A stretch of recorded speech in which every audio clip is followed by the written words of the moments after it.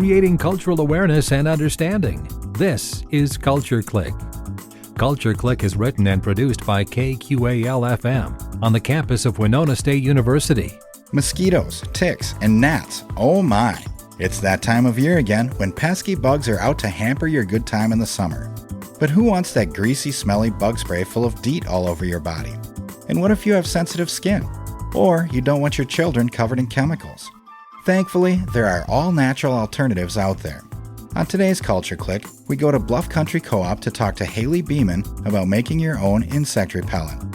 Hailey is a supplement and body care assistant at the co-op, or as she likes to say, she's a body love assistant, because you need to love your body inside and out. Hailey and I talked about some of the benefits of making your own bug spray and what goes into it. With the right ingredients, it's quite easy to do. I'm Bill Stoneberg with Hailey Beeman on Culture Clique. Hi guys, how are you doing? Good.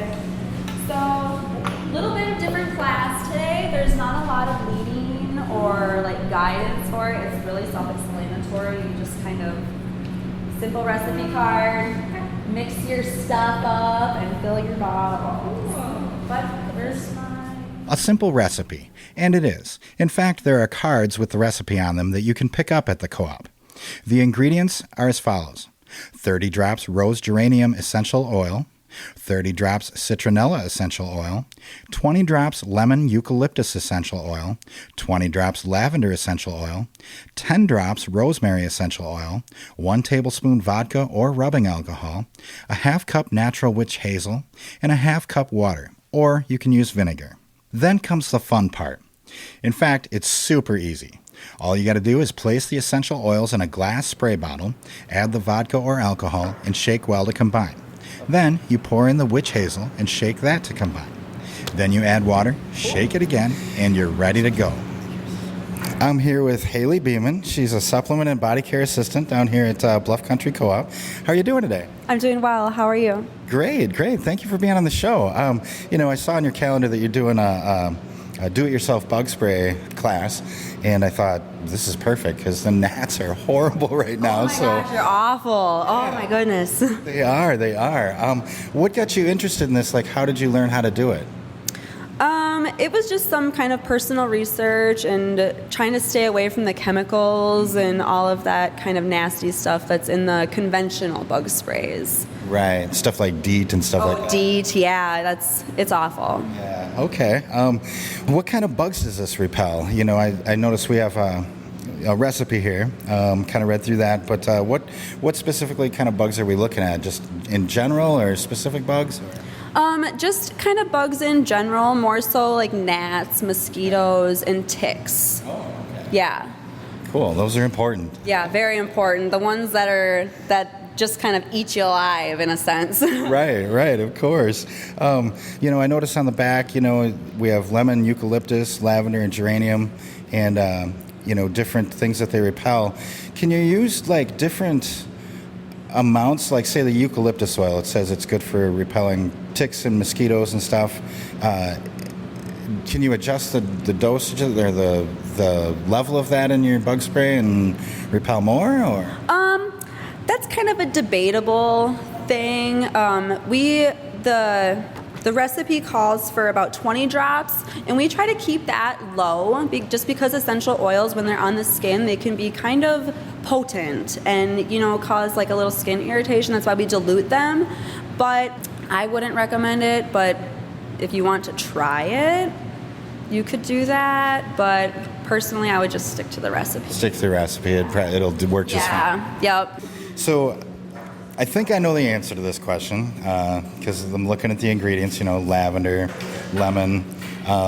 What about the smell? Does it smell a lot better than conventional bug sprays? I personally think so. I have a really hard time with that artificial type of fragrance, and it just really gets to me. But this stuff, it smells like true citronella. If you ever touched a citronella plant, and just the aroma smells just like that. Okay, cool. Really nice. Cool. So if you like that smell, you're going to love this bug spray. And then like some people have sensitive skin, and like those traditional bug sprays with those chemicals can irritate that. Is this good for people like that? Yeah, and with the recipe, it calls for vinegar and rubbing alcohol, but if you would like, you can cut the rubbing alcohol in half if you've got really sensitive skin, just as a precaution. You don't want to like irritate your skin while you're trying to keep the bugs away. So you can cut that in half, and in place of vinegar, you can use water as well. And you can even use like a little bit of like a jojoba or a liquid coconut oil to kind of help condition the skin as well. Okay. Does that cut down on the effectiveness at all? Or? No, actually, if you have like an additional carrier oil with it, it allows the essential oils to bond to that and cling onto the skin for a little bit longer. Oh, cool. Yeah, and I noticed on the recipe card it says that it lasts like several hours, right? Yeah, and you can feel, being it's a natural bug spray, feel free to apply it as often as you need to, or like you feel like you need to. And it's safe for pets, granted that they'll tolerate the smell of it. I know their senses are obviously very heightened compared to ours, so granted they're tolerant of it, it's safe for your pets. Oh, cool. Safe for pets, kids, people sensitive skin. I love it. And I was wondering too, like small children and stuff, they're rubbing their eyes and putting their fingers in their mouth, stuff like that. Is this safe for them to use? It is safe, unless you're using the vodka in place of that, but it would be totally fine. Like, it'll like vaporize off and you'll be okay. Yeah, and there's no crazy ingredients in there. Like, everything is very self-explanatory. There's no hidden ingredients. It's very basic. And you know what's in it. Yep, you know what's in it. You mixed it yourself. You know what's there. Right. And I was going to ask about that, the vodka and rubbing alcohol. What is the purpose of those? I don't know 100% on that. I'm just guessing it has something to do with the smell. So I'm thinking that it's just like an added benefit to deter the bugs. Okay. Yeah, and instead of using like just water, something a little bit more potent to keep the little buggers away. Okay, cool. And then have you tested it out yourself? Does it work really well? I know personally that the essential oils that are in it, the lemon eucalyptus, the rosy geranium, lavender, I know those all deter bugs. And I've used them singly, at home while camping, use it on little children and my pets. I'll put lavender or eucalyptus oil on their collars, and it'll kind of keep the bugs away from their faces. Granted, they can tolerate the smell. Right. They're a little finicky about it at first, but they're okay. Okay. And then, like, I've always heard, like, things like vanilla for gnats and stuff like that. Yes. Can you modify the recipe to include different things like that? You could. You could add some different essential oils or extracts. Vanilla extract, I know, keeps bugs away. I keep that in my tackle box.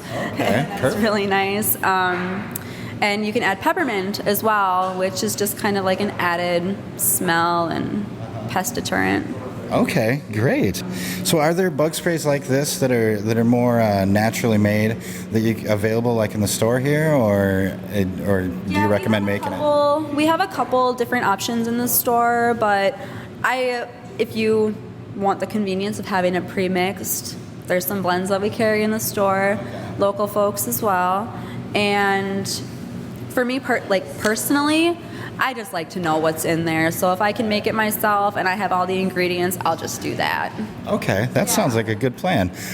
What about the cost, like, getting the ingredients and stuff? Is it kind of comparable to a traditional bug spray, or is it different? Once it's all broken down and said and done, once you have all the supplies, you can make batch upon batch upon batch. So it's kind of an investment type of a thing, but that it totally is worth it.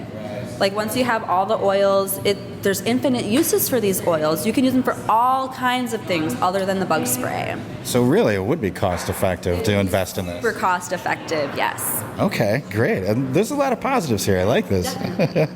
And then I noticed there's different recipes online and stuff. And are there other resources that you would guide people to or recommend they look at, for different types of bugs or different smells they might like?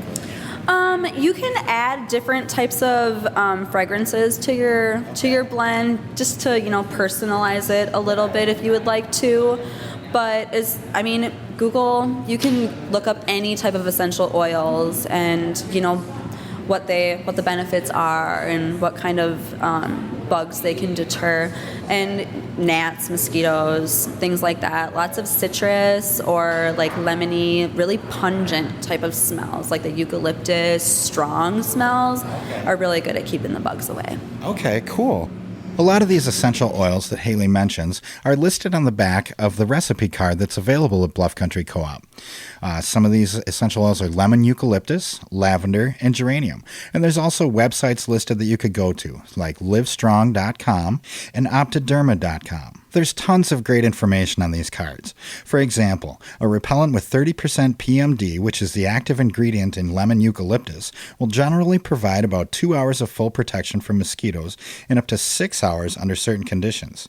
And this is roughly equivalent to repellents of 10 to 15% D. So, I'm down at Bluff Country Co-op, and if you want to make your own bug spray, something that's safe and effective, I highly recommend getting down here. You guys have these cards available in the store then? We do. We have them at the end of the supplement aisle. Okay, perfect. So get down here and get your recipe, and I'm assuming you have all the ingredients here in the store, right? We do. The only thing that we don't have is the rubbing alcohol / vodka, but that's a staple that everybody has in their house. So Right. And like you said, you can substitute for that. Yep. Absolutely. Okay, great. Well, I've been talking to Hailey Beeman. We're down at Bluff Country Co-op. We're making our own bug spray, and she's a supplement and body care assistant, or body love assistant, as she likes to say. So thank you so much for joining us today. Thank you for having me. Sure. It's a pleasure. Thanks again to supplement and body care assistant Hailey Beeman for joining us today on Culture Clique. For more information on making your own bug spray, you can pick up a flyer at Bluff Country Co-op here in Winona. They also have all the ingredients you will need. I also encourage you to do some research when choosing a store-bought insect repellent. There are also many online resources for do-it-yourself bug spray to help you keep it natural. To keep up on all things Winona and the surrounding area, tune in to Culture Clique Thursdays at 12:30 right here on 89.5 KQAL. I'm Bill Stoneberg, and we've been talking to supplement and body care assistant Hailey Beeman on Culture Clique. Creating cultural awareness and understanding.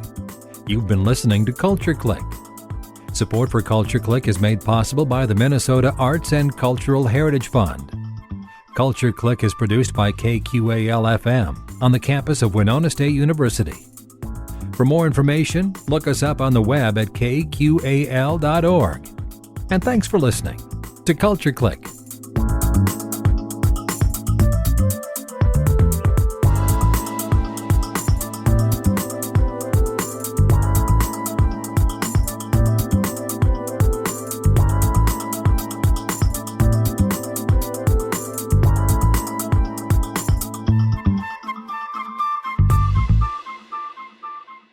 Are you interested in all things Winona and the surrounding area? Find podcasts of Culture Clique and all your favorite KQAL shows by going to kqal.org and looking for program archives under the Media tab. Culture Clique is made possible by a grant from the Minnesota Arts and Cultural Heritage Fund.